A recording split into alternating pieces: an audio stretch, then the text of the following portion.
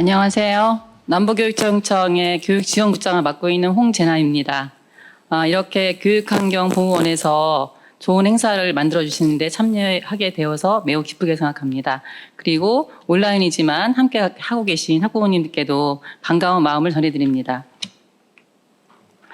저는 교육환경보호원의 그런 어떤 취지에 대해서 적극 공감하고 있고요. 이런 기관이 만들어진 것이 매우 기쁘다고 생각하고 있습니다. 지난 4년간 제가 2월 말까지 그 학교의 교장으로 부임을 하다가 이번에 교육청으로 옮겼는데요. 학교에서 교장 역할을 하면서 교육환경이 얼마나 중요한지를 더욱더 뼈저리게 느꼈었고요. 오늘 말씀드린 내용도 제가 학교 주변의 어떤 상황뿐만 아니라 학교 내부의 학교 환경이 교육과 어떤 연관성이 있는지를 짧게 말씀드리고 싶습니다. 순서는 다음과 같이 말씀드리겠습니다. 먼저 교육 심리 철학자인 메슬로우의 욕구 위계 단계를 좀 보여드리고 싶은데요. 아마 이거 많이 보셨을 거라고 생각이 듭니다. 여러분들이 생각하실 때 이런 그 단계에서 그 학교에 있어서 교육 환경이 차지하고 있는 현재의 그런 단계는 어떤 단계라고 생각을 하시는지요? 아마 밑에서부터 올라가면 아마 안전의 욕구 정도로 지금 우리가 생각하고 있지 않을까. 그리고 제가 올라오면서 이 교육환경보호원의 그 팻말에 써 있는 문구를 봤는데요. 건강하고 안전한 교육환경의 시작 이렇게 써 있었습니다. 시작점이기도 하지만 굉장히 큰 걸음을 할 거라고 생각이 드는데요. 현재는 아마 대부분 안전의 욕구 정도가 아닐까라고 생각을 하게 되는데 과연 교육환경이 어떤 관점에서 우리 학교의 교육을 지원할 수 있는지 같이 좀 살펴봤으면 합니다. 학교의 역할은 국가교육과정을 운영하는 것이라고 할 수 있습니다. 교육과정은 교육 내용과 관련해서 교과의 배열과 조직을 체계한 전체적인 계획이라고 할 수 있습니다. 학교의 지도에 이루어지는 교과, 학습 및 생활 영역의 총체라고 나와 있는데요. 그러므로 무엇을 우리가 왜 배우고자 하고 어떻게 배우는가 하는 것이 우리가 교육과정을 운영하는 데 있어서 중요한 부분이라고 할 수 있습니다. 결국은 이것을 통해서 학습자의 성장을 지원할 수 있는 학습자의 학습권 실현이 국가교육과정 운영의 핵심 목표가 되어야 할 것입니다. 그렇다면 이 국가교육과정을 운영하기 위해서 어떤 것들이 좀 충족되어야 할지 좀 같이 살펴봐야 될 것 같습니다. 학습 환경은 실제로 교육과정과 떨어진 부분이 아니라고 할 수 있습니다. 우리가 교육과정을 이야기할 때 형식 교육과정과 그리고 잠재적 교육과정을 이야기를 많이 하는데요. 이 잠재적 교육과정이 실제로는 형식 교육과정인 교과서의 내용보다 훨씬 더 많은 부분을 학생들한테 영향을 미치고 있다고 생각할 수 있습니다. 그래서 학생들은 접하는 모든 것에서 배우고 있다고 할 수 있는 것이죠. 이런 부분에 대해서 루소는 에밀에서 이렇게 말을 했는데요. 학교의 모든 사물들과 사건이 교육과정이라는 측면에서 루소가 말을 하기를 배울 생각이 있는 한 천지 만물 중 하나도 스승이 아닌 것은 없다. 사람에게는 세 가지 스승이 있다. 하나는 대자연. 그리고 둘째는 인연. 인연은 사람을 이야기하는 것이겠죠. 또 부모님이나 또는 교사들이 될 것이고요. 셋째는 모든 사물이다라고 말을 했습니다. 대자연은 주변의 물리적 환경일 것이고 인간은 사회적 환경 또는 주변 사람의 모든 행위를 말하는 것이고 사물은 학교, 가정, 사회의 모든 교구나 물건을 의미하는 것이라고 할 수 있습니다.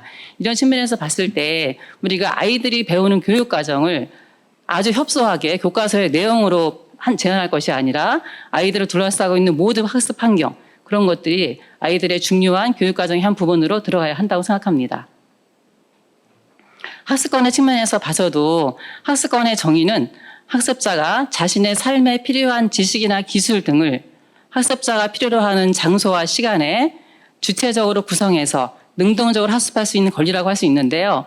이 7가지 요소를 살펴보면 이 중에서 학습 장소가 굉장히 중요한 역할을 하고 있습니다. 아이들이 공부하는 공간이 어떤 곳인가, 또 아이들이 처해 있는 가정 환경이 어떤 곳인가에 따라서 아이들의 학습 상황은 굉장히 많이 달라질 수 있고 이를 통해서 학습권의 실현에 굉장히 지대한 영향을 준다고 할 수 있습니다. 미래교육과정에서 살펴봐도 미래교육과정은 요즘 많이 이제 언급되고 있는 내용이기도 한데요. 미래교육과정이 저는 특별한 어떤 그 과정이라기보다는 우리가 추구해야 될 아이들이 제대로 성장하는 그런 환경, 그런 결과를 가져올 수 있는 그런 교육과정을 의미한다고 생각하는데요. 이 측면에서 봤을 때 제가 크게 2가지 말을 좀 소개해드리고 싶은데요. 아마 다들 잘 아실 것 같습니다. 한 아이를 기르기 위해서는 온 마을이 필요하다라는 인디언 속담은 우리가 많이 언급하고 있는 말이기도 하고요. 또 사람이 공간을 만들고 공간이 사람을 만든다. 이 말은 영국의 위스턴 처칠이 이제 한 말인데요. 세계대전이 끝나고 나서 도서관이 다 붕괴됐고 국회가 다 붕괴됐을 때 이 건물을 새로 만들자고 제안하면서 했던 유명한 연설이기도 합니다. 지금은 공간 이야기할 때 굉장히 많이 언급되고 있는 말들이기도 한데요. 굉장히 맞는 말이라고 생각을 하고 있습니다. 이거는 서울의 한 사례인데요.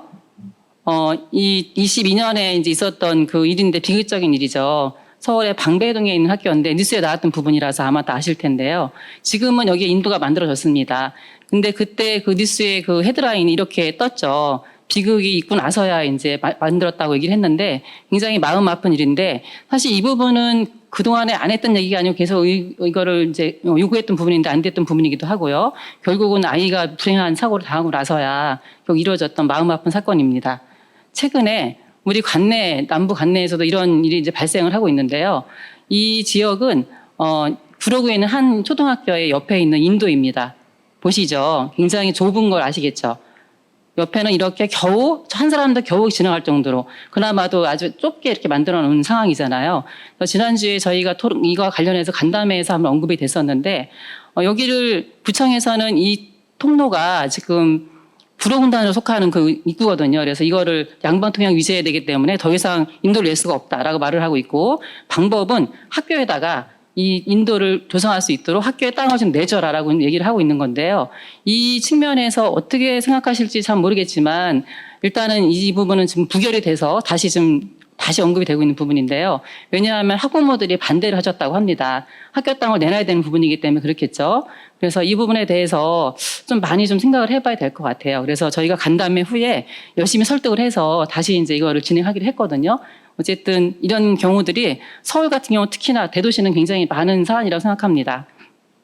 이런 길을 따라서 아이들이 올 때 과연 학교에 왔을 때 제대로 된 그런 마을 학습화 준비가 될 수 있을지 굉장히 저는 걱정이 좀 되는데요. 이거는 서울의 한 학교의 모습입니다. 학교가 양쪽으로 있죠. 어느 부분인지 아시겠죠? 이제 이 부분과 이게 학교의 모습, 이제 부분인데요. 두 학교입니다. 하나는 고등학교, 하나는 중학교인데요. 이 학교에서 한 학교가 그린스마트 미래학교로 추진하려고 했었습니다. 근데 지금 학교의 건물을 보면은 어떻게 보이시나요? 학교 건물 모양이. 보통 많이 하는 말들이 이런 말을 많이 하죠. 학교의 이 시스템의 구조가 군대하고 약간 비슷하고 특히 최근에는 군대를 새로 지어서 굉장히 잘 짓거든요. 가다 보면 저도 학교인가 이렇게 좀 헷갈릴 때가 있습니다. 주변에 가다 보면은. 그리고 또 교도소, 오탄데 교도소하고도 좀 비슷하다고 하죠. 실제 그렇죠. 넓은 운동장이 있고 그리고 네모네모난 이렇게 반듯한 5층짜리 건물들이 있고 그런 건물 시스템이 학교의 모양인데요. 우리가 언제까지 이런 데서 공부를 해야 될지 굉장히 좀 안타까운 마음도 듭니다. 특히나 미래교육 관점에서 봤을 때 다양한 공간들이 만들어져서 아이들한테 좀 지원을 했으면 좋겠다는 생각이 드는데요. 사례를 잠깐 좀 소개시켜 드릴게요. 이거는 그 서울에 있는 한 학교의 모습인데요. 기사에 많이 나와서 아마 보셨을 것 같습니다.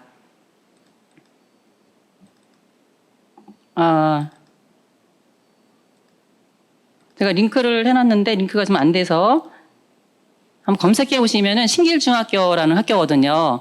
이게 주택 같은 기사에 제가 사진을 하나 가져온 건데 이 주택 같은 모양으로 되어 있죠. 이 학교에 지금 엄청 많은 학생들이 오려고 하고 있고 학생들이 대기자가 굉장히 넘치는 상황이거든요. 근데 이 학교가 지어지기 전까지는 쉽지 않았겠죠. 이런 학교가 가능했던 것은 이 학교가 학교이기 때문에 가능했던 건데 기존의 학교도 이렇게 바꿔져야 하지 않을까라는 생각들을 아마 다들 공감하실 것 같다고 저는 생각합니다. 그럼에도 불구하고 잘 안 되는 이유는 좀 우리가 좀 성찰을 해야 될 부분이라고 생각합니다. 이거는 이제 해외 사례인데 이것도 제가 기사를 가져온 건데 링크를 걸었는데 이 기사를 한번 검색해 보시면은 해외 아마 미래교육 뭐 학교 공간 이렇게 치면 많이 나올 겁니다. 지금 링크가 안 열려서 제가 말로 설명드리겠습니다.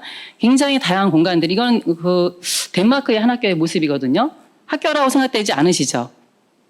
이런 학교에서 공부하는 아이들과 아까 네모네모난 학교에서 공부하는 아이들의 어떤 그런 학습에 대한 그런 실현 정도는 아마 미루어 짐작할 수 있지 않을까 생각이 듭니다. 현재 우리나라에서 학교 현장의 교육 이슈는 크게 이제 두 가지로 나눌 수 있겠죠. 학교 안에서의 이슈와 학교 밖에서의 이슈를 살펴볼 수 있을 것 같은데요. 학교 안에서는 이러이러한 부분들, 시설에 대한 부분들이라든가 여러 가지 부분들이 이제 이슈가 되고 있고요. 학교 밖에서는 학교 주변 환경, 특히 통학로가 굉장히 심각한 많은 문제가 발생하고 있습니다. 그리고 주변의 공사, 유해 시설 등. 근데 지금 공사라든가 유해 시설은 굉장히 정부에서도 많이 신경을 쓰고 있어서 예를 들어서 주변에서 공사가 있게 되면은 작은 공사라도 학교로 공문이 옵니다. 공문이 와서 이러이러한 공사를 하려고 한다. 학교 의견은 어떠냐라고 물어보거든요. 그럼 학교에서는 답변을 하죠. 아이들 통화 시간에는 큰 차가 오지 않게 해달라. 내지는 이제 지도를 해달라라고 이제 요청을 하면은 그거에 의해서 답변이 오고 만약에 학교에서 이거에 대해서 문제를 제기하면은 공사가 바로 진행되지는 못합니다. 그래서 예전처럼 그냥 막 하는 것 같지는 않고 나름대로 지금 많이 노력하고 있다고 생각이 듭니다. 더불어서 학교 밖에 청소년 공간이나 가정환경 등이 이슈가 되고 있습니다. 근데 학교에서의 어려움은 학교는 사실 이런 시설과 학교의 환경에 대해서는 굉장히 전문 지식이 부족한 상황이거든요. 부족해서 학교의 관심의 정도에 따라서 또는 학교장의 역량에 따라서 학교 교육 환경이 많이 달라질 수밖에 없는 그런 상황입니다. 이에 대해서도 같이 고민할 부분이 아닌가라는 생각이 듭니다. 이런 이제 공간의 변화를 이루기 위해서는 굉장히 좀 많은 변화가 필요한데요. 아마 여러분들이 뉴스에서 많이 봐서 아실 거고 제가 사실은 사진 같이 장면을 가져올까 하다가 이거는 좀 제가 좀 멈췄는데요. 안 가져왔는데요. 혹시라도 오해를 살까봐 아마 작년인가 재작년인가 다 기억하실 텐데 그린 스마트 미래학교 할 때 굉장히 반대가 많았었잖아요. 그래서 학교 앞에다가 조화를 갖다 놓기도 하고 그런 사진이 있었는데 저는 이게 어떤 변화로 가기 위한 진통의 과정이라고 생각하는데요. 변화가 쉽지 않죠. 그래서 중국의 고대 사람들은 변화를 하나의 저주를 여겼다고 합니다. 그 정도로 어려운 과정이라고 하고 또 변화를 좋아하는 유일한 사람은 이거 교육학자들이 말한 건데요. 뭐뭐한 아이뿐이다라는 말이 공감을 얻고 있다. 이 가로 안에 들어갈 아이는 어떤 아이일까요? 변화를 바라는 아이는 유일한 사람은 젖은 기저귀를 차고 있는 아이뿐이다라는 말을 할 정도로 굉장히 변화는 쉽지 않다는 것을 우리가 알 수 있는데요. 그렇다면 사람들은 왜 변화를 좋아하지 않을까요? 먼저 굉장히 낯설죠. 새로 변화를 시작하게 되면은 불편하죠. 그리고 또 시끄럽기도 합니다. 찬성 반대 의견이 왔다 갔다 하고 그리고 불확실하기도 하죠. 이거 했을 때 가장 좋은가? 에는 불안감이 있는 거죠. 그래서 변화는 굉장히 어렵다고 생각이 드는데 또 우리가 같이 더불어서 알 수 있는 것은 만약에 변화가 되지 않는다면 발전은 있을 수 있을까요? 다들 정답 아실 것 같습니다. 발전이 될 수 없습니다. 변화가 되어야지만 발전이 될 수 있는 거죠. 저는 학교 환경의 문제도 이런 차원에서 접근할 필요가 있지 않나라고 생각을 합니다. 한 가지 짧게 좀 소개를 드리려고 하는데요. 제가 근무했던 우리 중학교에서 지역과 같이 했던 사례를 중심으로 세 가지를 좀 잠깐 말씀드리겠습니다. 이거는 그냥 학교의 내부에 설치한 시설인데 이런 공간이 만들어지고 나서 아이들의 그런 어떤 반응하는 양상은 굉장히 다르기 때문에 그냥 짧게 소개해 드리겠습니다. 발코니에 피아노를 놨더니 아이들이 피아노를 와서 치는 거죠. 이거는 학교 주변의 통학로 모습인데요. 이런 모습이었습니다. 여기가 지금 학교의 이게 학교의 나무고요. 학교의 울타리입니다. 학교 옆에 길이고요. 이거는 학교 옆에 있는 곳 사거리인데요. 여기 GS 보이시죠? 이걸 좀 잘 유념해 봐주세요. 그리고 학교 뒤편의 모습입니다. 일방통행이었고 차가 이렇게 쭉 서 있었어요. 아이들은 아침에 이렇게 이쪽으로 걸어서 마을버스 타고 내려옵니다. 걸어오는 거죠, 이 길을. 상상이 가시죠? 어떻게 아이들이 어떤 환경이 있었을지. 제가 교장으로 가고 나서 이 문제를 구청장님 만나서 면담을 했습니다. 면담을 해서 이제 논의 끝에 바꿨는데요. 이렇게 바꾸었습니다. 이 부분은 이렇게 달라졌습니다. 같은 부분입니다. GS 보이시죠, 위에? 학교 땅을 내놓은 겁니다. 학교 땅을 내놔서 길을 조성을 했고요. 이 나무는 학교 나무입니다. 여전히. 학교 땅이고요. 왜냐하면 이 길을 구청이 못 사겠다고 했거든요. 돈이 없어서. 양방통행 유지해야 되고 결단을 내린 거죠. 교육청과 학교가 MOU를 맺어서 교육청, 학교, 지자체가 MOU를 맺어서 이런 길을 조성을 해서 마을 주민들도 안전하고 아이들도 안전한 길을 조성했습니다. 이러한 팻말도 붙였죠. 학교하고 구로청이 같이 만든 거다. 이렇게 붙였고요. 예산은 다 구청이 당연히 분담했고 예산 공사도 모두 구청이 진행했습니다. 그다음에 이 사거리도 이런 사거리가 이렇게 바뀌었습니다. 너무 달라졌죠. 그리고 인도가 생겼죠, 여기에. 그리고 아까 뒤편 이런 부분들은 이렇게 달라졌습니다. 여기에 있던 이 거주자 우선 주차 지역으로 옮기고 다른 곳으로 옮겨주고 여기다 인도를 만들어서 쭉 학교 주변에 인도를 만든 거죠. 이 학교 뒤편에 작은 동산이 있는데요. 그 동산으로 연결될 수 있어서 작은 산이 있어서 마을 주민들도 엄청 좋아하는 그런 장소가 되었습니다. 그래서 굉장히 음습하고 좀 후미졌던 그런 지역이 굉장히 밝아진 그런 지역으로 바뀐 거죠. 그래서 이랬던 부분이 이렇게 바뀌었습니다. 그다음에 두 번째 사례는 이건 학교 바깥에 있는 학교 담장 바로 뒤에 있는 땅인데요. 여기 보이는 이게 학교 담장입니다. 담장 바로 뒤에 이런 나대지가 있었습니다. 이 뒤에가 야산이 있고 여기를 아이 학습장으로 조성을 한 건데요. 이것도 학교랑 지자체가 같이 협력한 사안입니다. 이렇게 학교랑 지자체가 같이 논의를 해서 아이들의 아이 학습장을 조성하는 과정에 설계를 같이 했고요. 결과적으로 이렇게 만들었습니다. 학교에서 뒷문으로 나가는 통로를 만들어서 아예 바로 아이 학습장으로 나가고 연결해서 뒤에 동산으로 나가는 그런 틀을 만든 거죠. 이 지역, 이 부분은 아이들도 사용하지만 인근의 초등학교랑 우리 중학교 학생들도 사용하지만 마을의 어르신들이 엄청 좋아하는 공간이고요. 주말에 가보면은 마을의 작은 소공원이 되어서 마을 주민들이 굉장히 좋아하는 이곳이 약간 좀 소외된 지역이거든요. 불호 지역이라서 공원도 별로 없고 근데 굉장히 좋은 휴식 공간이 되고 있습니다. 아이들이 이거는 제가 연출한 게 아니라 방과 후 아이들이 나와서 여기서 수학 문제를 풀고 있더라고요. 이렇게 나무 그늘에 앉아서 제가 찍어도 되니? 이랬더니 찍어도 된다고 했고 공유 된다고 허락받고서 가져온 사진입니다. 그 공간을 만들어 놓고 나면 공간이 아이들한테 어떤 그런 변화를 주는지를 저희가 많이 절감할 수 있는 사례들이라고 할 수 있습니다.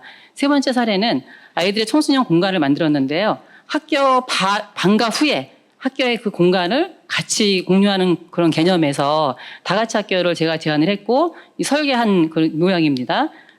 사실 이거를 짧게 소개드리기는 어려운데 이렇게 설계를 같이 했고요. 아이들이랑 같이 했고 왜냐하면 방과 후에 아이들이 갈 곳이 없잖아요. 갈 곳이 없어서 아이들이 바깥에 헤매거나 아니면 주로 PC방에 가거나 했는데 그런 것들이 너무 안타까워서 4시 반 이후에는 학교를 마을 아이들한테 꼭 개방하자라는 취지에서 교육청에 제가 적극적으로 제안했고 교육청도 적극적으로 호응해서 교육청과 학교와 지자체가 같이 협력한 사업입니다. 그래서 많은 지금 다양한 프로그램들이 이루어지고 있고요. 여기 지금 QR코드가 보이시죠? QR코드를 찍으시면은 이게 연결됩니다. 홈페이지로 연결되어서 다같이학교 홈페이지로 연결되어서 다같이학교에 대한 자세한 소개가 나와 있으니까 보시면 될 것 같습니다. 아니면은 다같이학교라고 인터넷 쳐도 많이 나와 있으니까요. 이 다같이학교는 하나로 그치지 않고 처음 시작은 여기서 시작했으나 서울시 교육청에서 서울시의 모든 지역에 이거를 만들려고 좀 노력을 하고 진행을 하고 있습니다. 현재 4개째까지 진행되고 있고요. 모든 교육청이 만들고 그다음에 모든 지자체 모든 구청별로 만들자라고 좀 계획을 잡고 있습니다.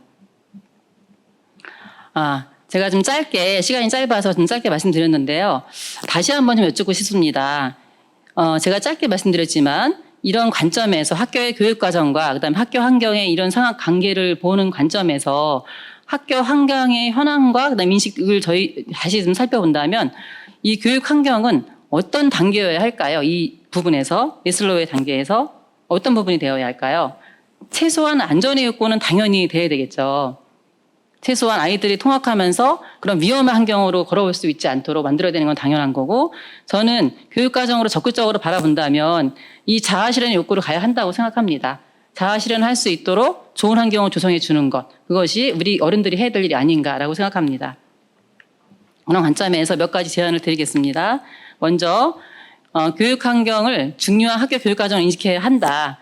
그래서 소극적이고 단기적인 관점인 교육환경 보호를 넘어서서 지금 사실은 보호조차도 저는 시작이라고 생각을 하는데요. 보호를 넘어서서 적극적이고 장기적인 관점에서 교육환경 조성으로 실행되어야 한다고 생각합니다. 그래서 시작을 넘어서서 앞으로 교육과정을 좀 적극적으로 할 수 있는 교육환경 보호원, 조성원이 됐으면 좋겠다고 생각합니다. 그다음에 세 번째는 학교 환경 조성이 비전문가인 학교만의 책무가 아니라 컨트롤 타워 역할을 할 수 있는 전담 조직을 만들 필요가 있다고 생각하는데요. 이 부분에 대해서는 지금 모니터 단으로 들어오신 학부모님들도 많은 관심을 가져주셨으면 좋겠습니다. 사실 학교는 굉장히 바쁘게 돌아가고 있거든요. 그러니까 학부모님들이 모니터 단 하시면서 학교 주변의 시설뿐만 아니라 학교의 내부의 시설에 대해서도 조금 더 좀 교육과정이 될 수 있도록 많은 관심을 가져주시기 바랍니다. 그래서 교육환경보호원의 역할이 현재의 결핍 욕구인 안전의 단계를 넘어서서 성장 욕구인 자아실현의 단계로 나아가기를 기대합니다. 네, 감사합니다. 이상입니다. 네, 학교 내외의 공간을 모두 연계해서 이렇게 바라봐야 한다는 말씀 주신 것 같고요. 저희 모니터단이 앞으로 어떤 부분을 좀 중점적으로 고려해야 할지에 대해서 알 수 있는 시간이었던 것 같습니다. 좋은 말씀 주신 홍재남 국장님께 다시 한번 감사의 말씀을 드립니다.